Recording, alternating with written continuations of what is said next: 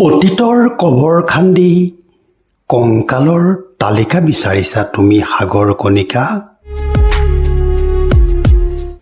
নদী যিদৰে নদী, আকাশ যিদৰে আকাশ, অৰণ্য যিদৰে অৰণ্য, মানুহো সেইদৰে মানুহ।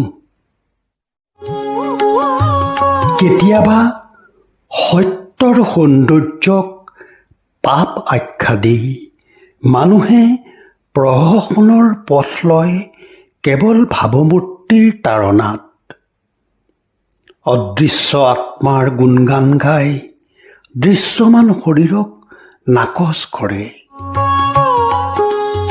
কিন্তু পাপ কেৱল নিষ্ঠুৰতা, পাপ কেৱল প্ৰেমহীনতা।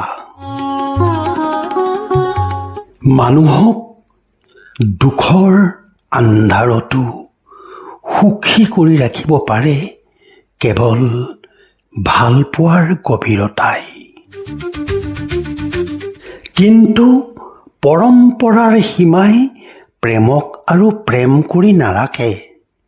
জীৱন আৰু নদীৰ দৰে বৈ নাথাকে, হৈ নাথাকে আকাশৰ দৰে মুক্ত, নাথাকে অৰণ্যৰ সেউজীয়া আশা।